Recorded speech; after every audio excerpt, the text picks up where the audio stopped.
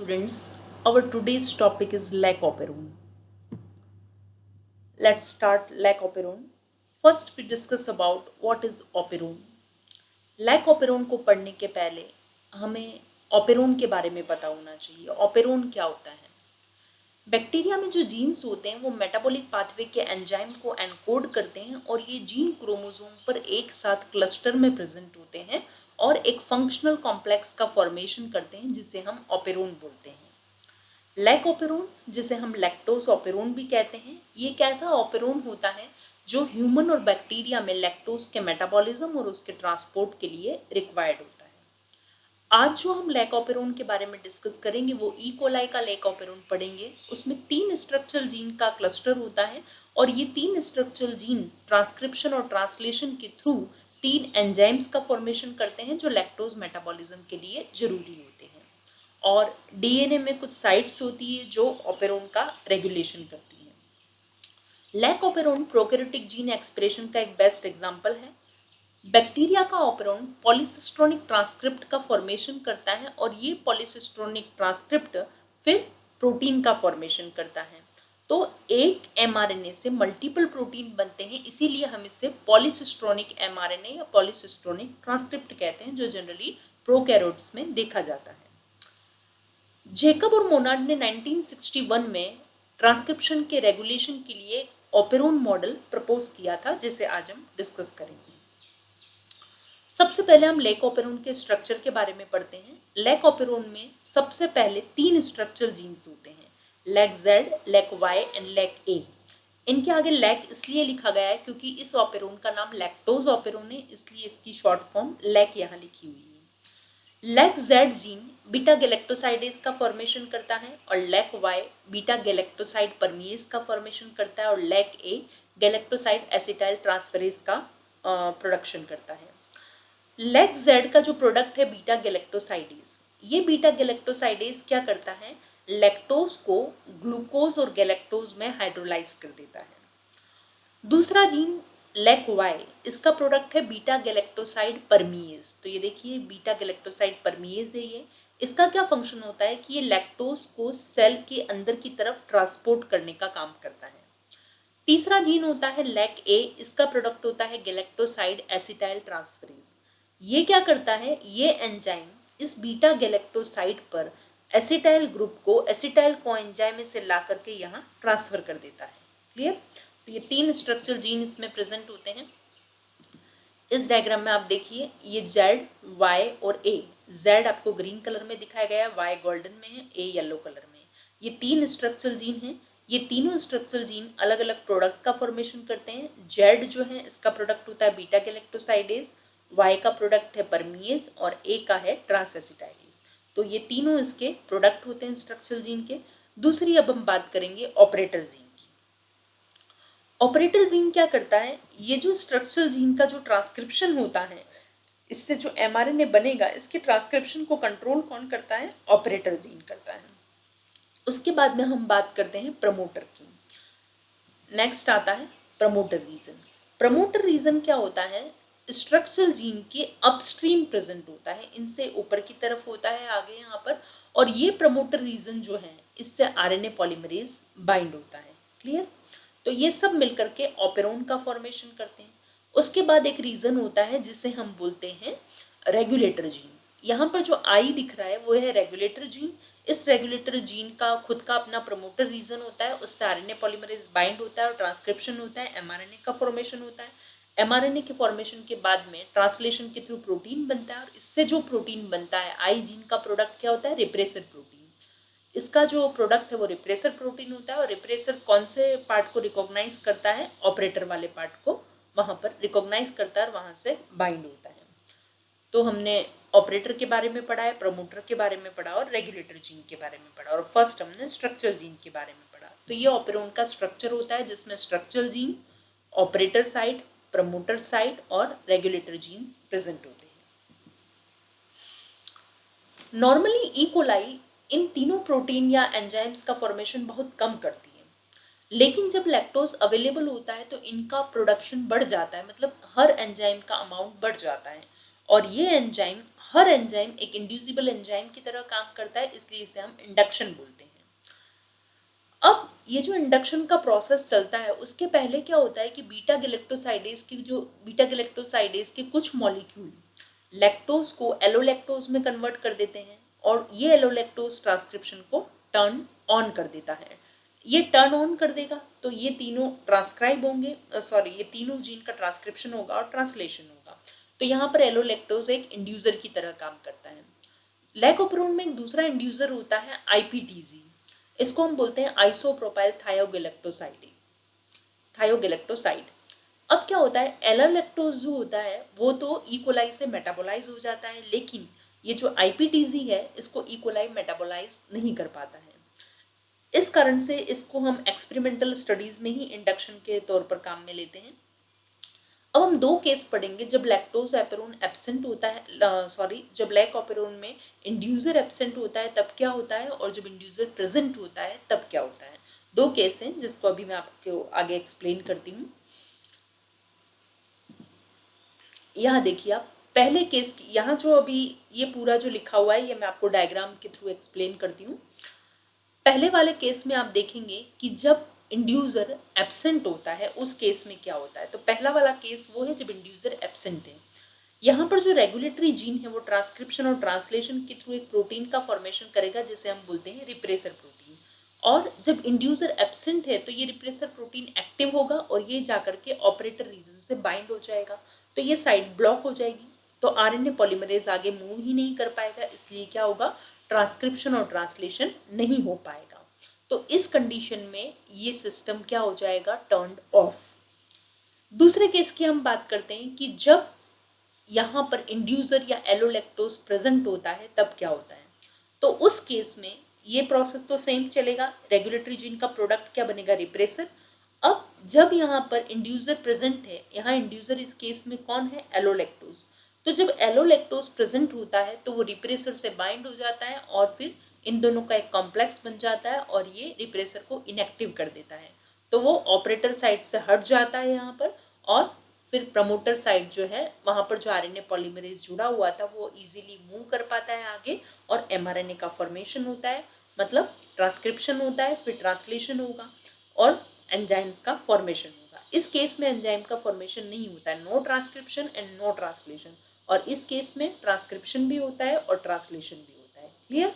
तो ये वाले केस में तो टर्न ऑन हो जाता है और इस केस में टर्न ऑफ हो जाता है। मतलब जब इंड्यूसर एब्सेंट है तो क्या होगा, टर्न ऑफ। जब इंड्यूसर प्रेजेंट है तो हो जाएगा टर्न ऑन।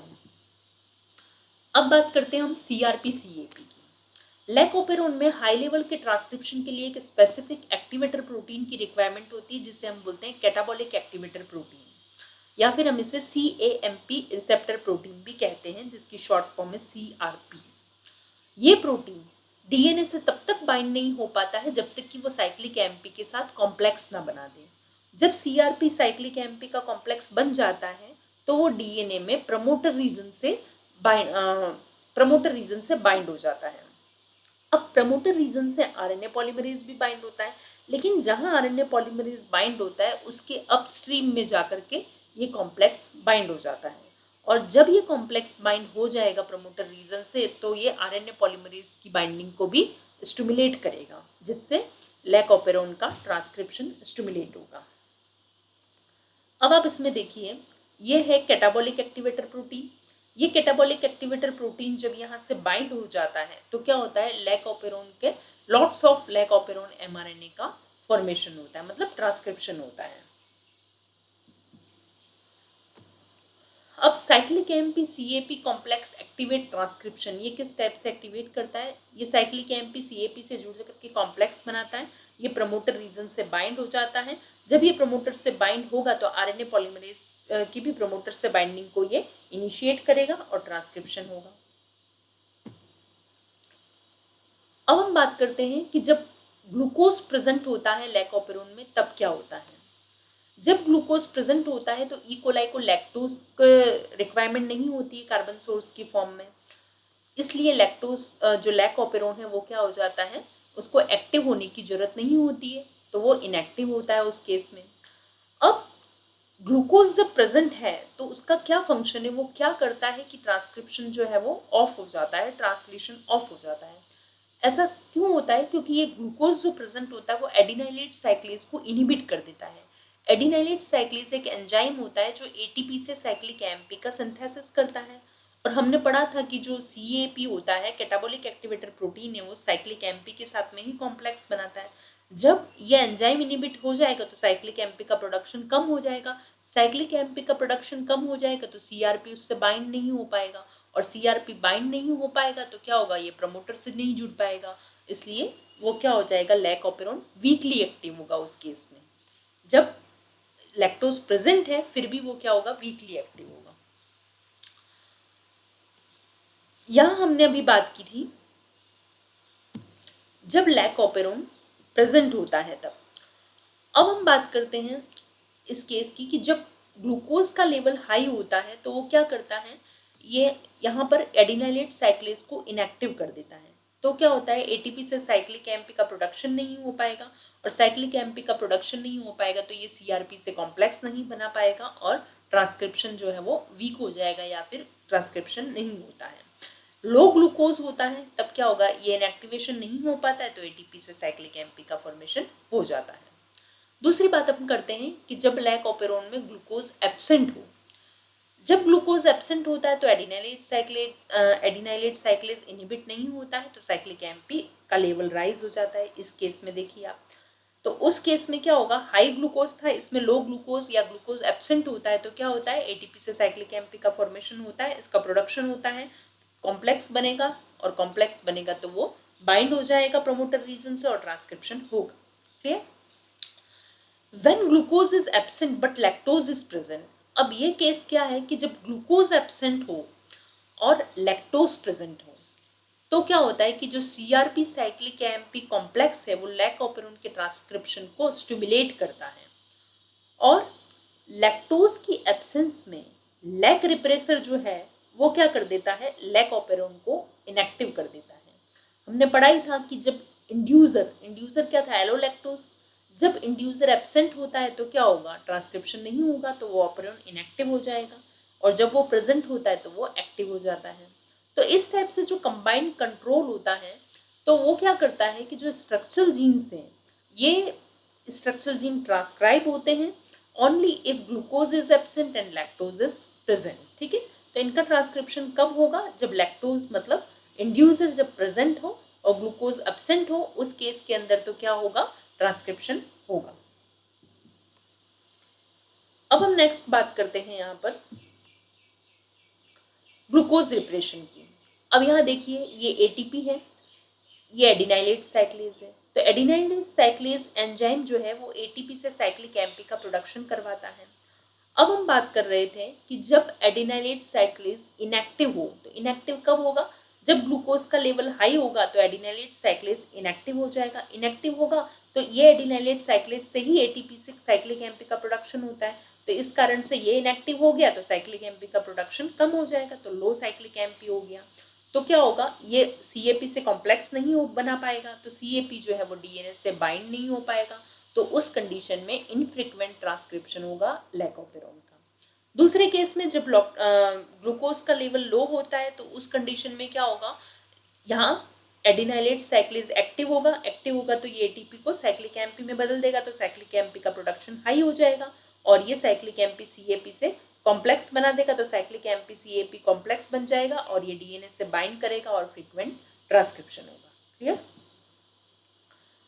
अब हम बात करते हैं कि जब ग्लूकोज तो प्रेजेंट होता है लेकिन लैक्टोज एब्सेंट होता है, तो इस केस के अंदर आप देखेंगे कि यहाँ पर आप देख सकते हैं कि ये सीएपी साइट है, और यहाँ पर आपको यहाँ पर क्या है, ये कॉम्प्लेक्स बाइंड होता है।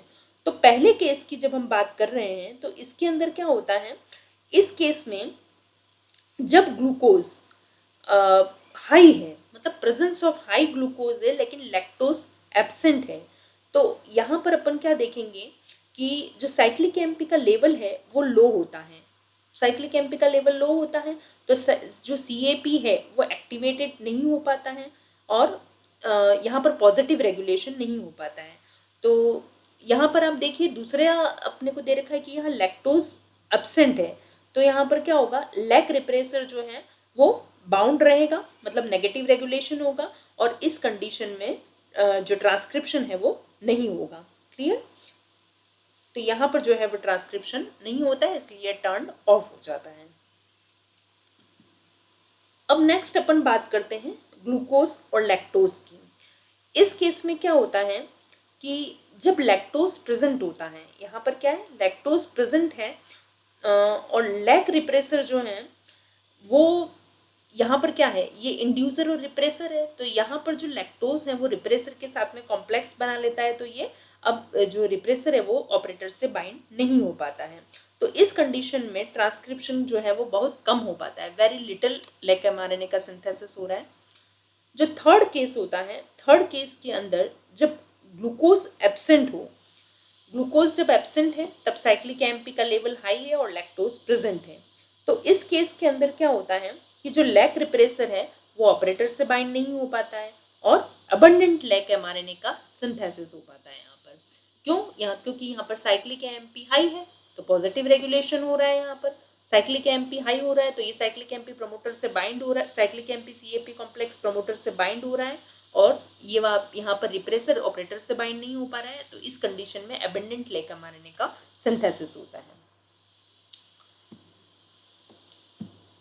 अब हम बात करते हैं पॉजिटिव और नेगेटिव रेगुलेशन की। पॉजिटिव और नेगेटिव रेगुलेशन क्या होता है? पॉजिटिव रेगुलेशन जो है, इसमें जब एक्टिवेटर है तो एक्टिवेटर कहाँ से बाइंड होता है? ऑपरेटर से बाइंड होता है, तो उस कंडीशन में तो ट्रांसक्रिप्शन होता है। क्लियर? और जब एक्टिवेटर नहीं होता है तो ट्रांसक्रिप्शन भी नहीं होता है, तो ये होता है पॉजिटिव रेगुलेशन। और नेगेटिव रेगुलेशन रिप्रेसर से होता है कि जब ऑपरेटर से रिप्रेसर बाइंड होता है तो ट्रांसक्रिप्शन नहीं होता है, और जब रिप्रेसर जो है वो यहाँ पर है ही नहीं, एब्सेंट है, तो उस केस में ट्रांसक्रिप्शन होगा। तो यहाँ पर हमने क्या पढ़ा था कि लैक अपेरोन के अंदर जो नेगेटिव कंट्रोल है, तो वो तो क्या करता है, नेगेटिव कंट्रोल हमने किससे पढ़ा था? रिप्रेसर की हेल्प से पढ़ा था कि अगर रिप्रेसर होता है तो ऑपरेटर से बाइंड हो जाता है, तो ट्रांसक्रिप्शन नहीं होता है, और अगर रिप्रेसर नहीं होगा तो ट्रांसक्रिप्शन होगा। तो ये तो होता है नेगेटिव कंट्रोल जो रिप्रेसर की हेल्प से होता है। और पॉजिटिव कंट्रोल जो है वो किससे हो रहा है? रेगुलेटरी प्रोटीन, जिसे हम एक्टिवेटर भी बोलते हैं, जो सीआरपी और सीएमपी का कॉम्प्लेक्स है वो एक्टिवेटर है। ये जब ऑपरेटर से बाइंड होता है तो ट्रांसक्रिप्शन होता है, और नहीं होता है तो नो ट्रांसक्रिप्शन होता है। Thank you.